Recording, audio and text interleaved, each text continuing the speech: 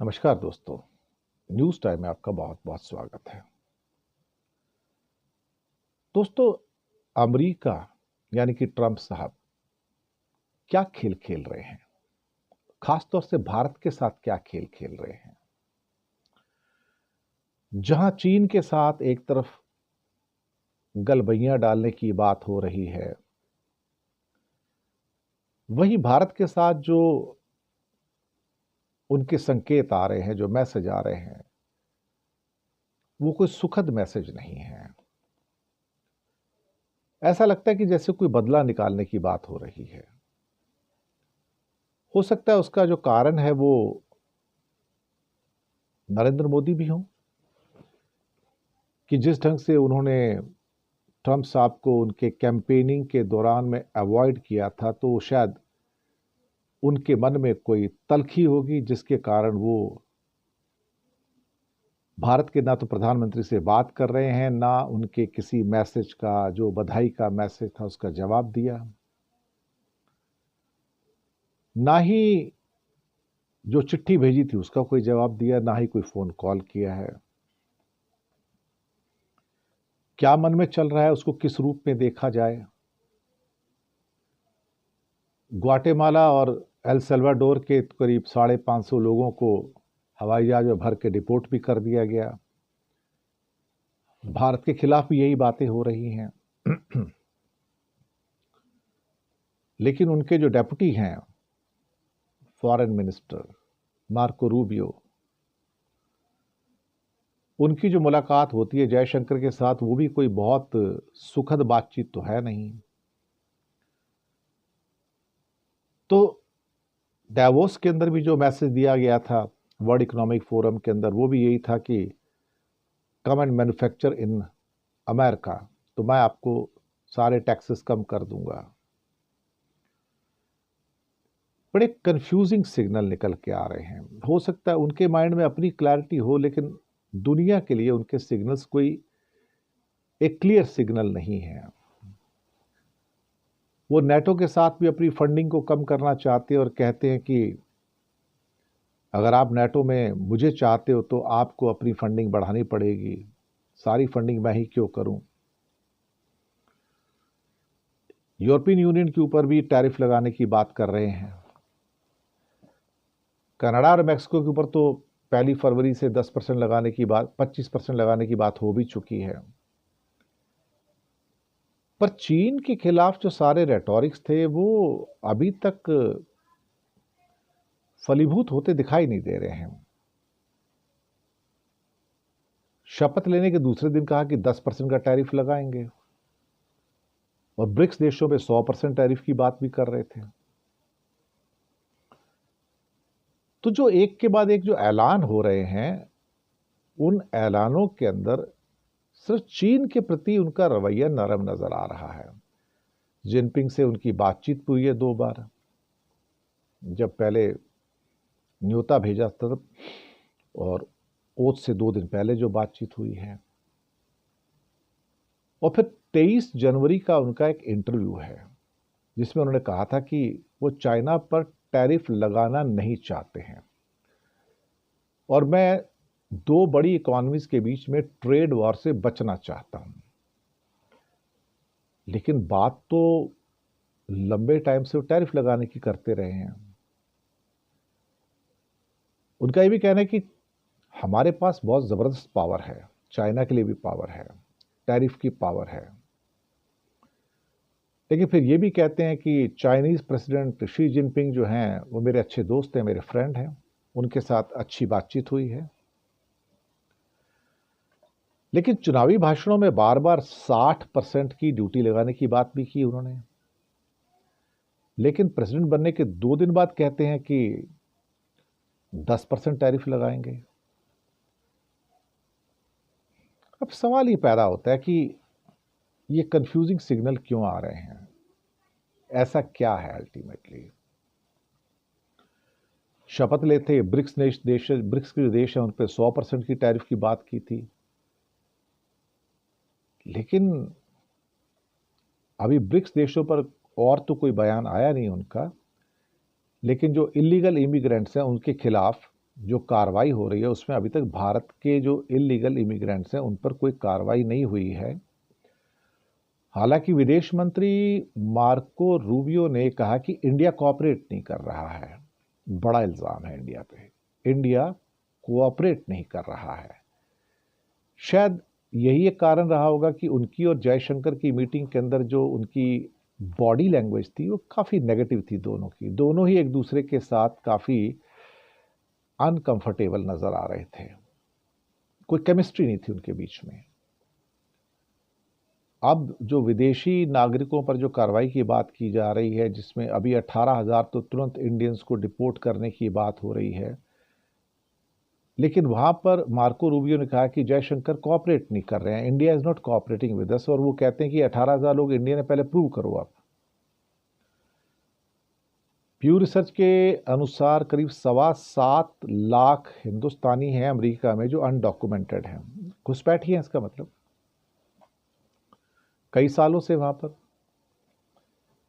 ये खोज करते करते कि उनको नागरिकता मिल जाए या फिर उनके बच्चे अमेरिकी बन जाएं।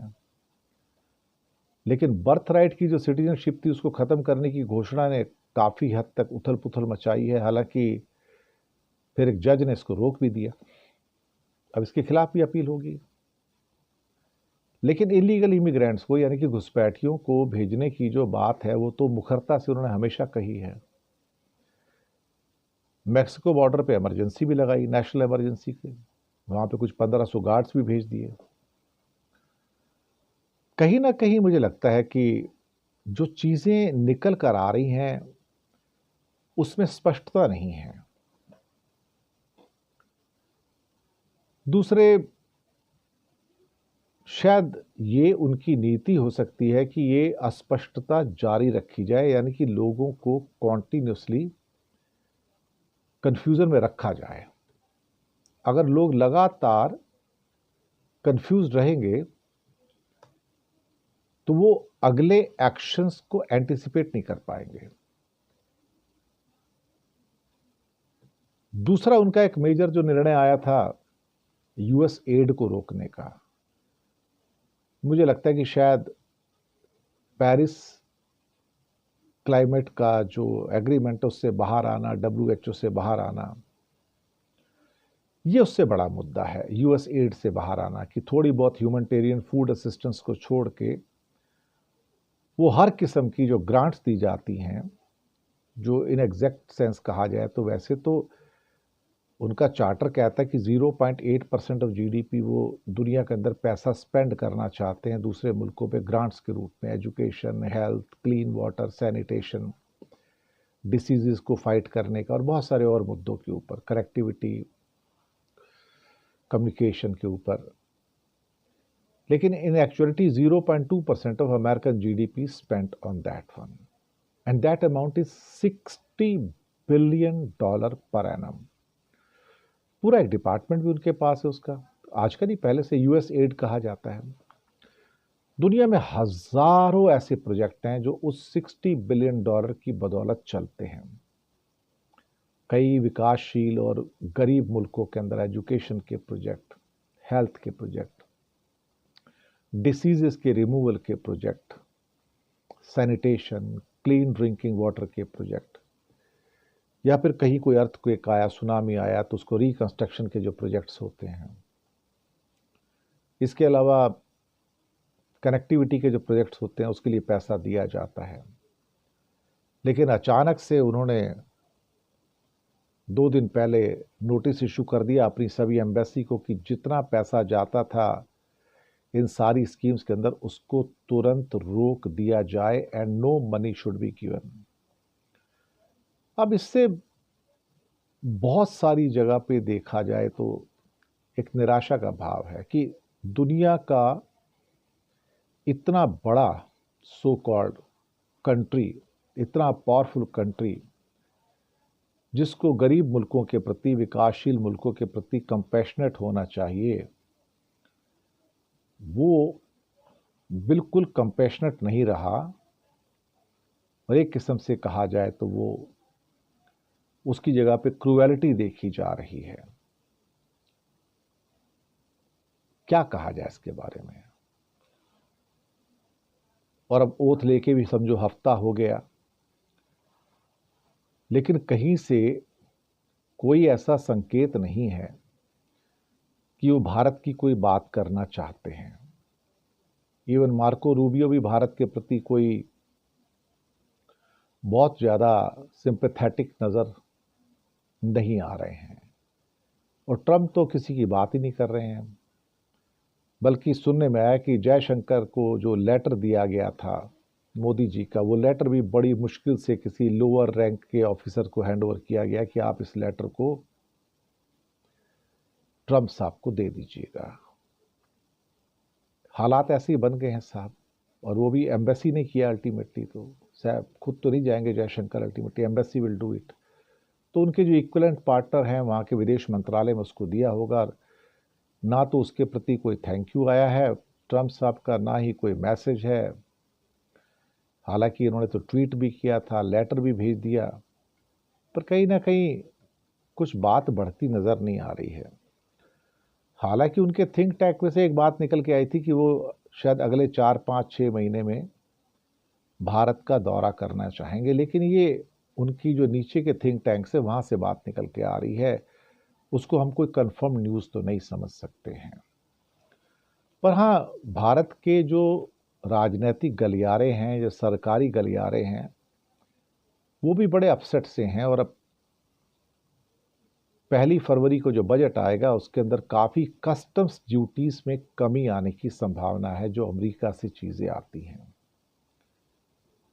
और भारत का ये भी डिसीजन कि मैं वहाँ से ज़्यादा तेल, स्टील और कुछ और चीज़ें, विस्की वगैरह इंपोर्ट करूँगा तो उस पर कम ड्यूटी लगाऊंगा, और मैं कोशिश करूँगा कि कुछ और कंट्री से जो मैं इंपोर्ट करता हूँ उसको कट कर दूँ और वो इंपोर्ट्स मैं अमेरिका से करूँ। तो एक तरह से भारत इस गंभीरता को तो समझता है, लेकिन शायद ट्रंप के एटीट्यूड ने भारत को भी घुटनों पर लाकर खड़ा कर दिया है।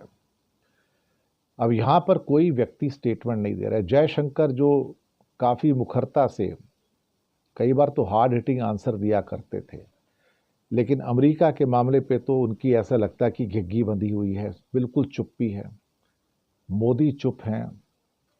मुझे ऐसा लगता है कि पूरी के पूरे मंत्रालय में और बीजेपी के अंदर ऐलान कर दिया गया है मोदी जी के द्वारा कि अमेरिका के ऊपर कोई एक शब्द भी नहीं बोलेगा। और जो हमारा मीडिया है, गोदी मीडिया, उसको भी शायद दे दिया गया कि आप अमेरिका के बारे में कोई एडवर्स चीज़ नहीं बोलेंगे किसी भी हालत में। तो बड़ा एक ट्रिकी सा मामला निकल कर आ रहा है। अब देखेंगे क्या होता है, लेकिन सिचुएशन उतनी कंफर्टेबल नहीं है जितनी बाहर से पहले लग रही थी। और काफ़ी एक जुनून पैदा किया जा रहा था कि ट्रंप आ गए तो ट्रंप तो मोदी के बहुत बढ़िया दोस्त हैं और दुनिया पलट के रख देंगे दोनों। फिलहाल तो ट्रंप साहब ने हमें भी पलट के रखा हुआ है साहब, क्या किया जाए, कर क्या सकते हैं। चलिए इसी के साथ विदा लेते हैं और शुक्रिया अदा करते हैं आपका। फीडबैक दीजिएगा, प्रोग्राम कैसा लगा। धन्यवाद।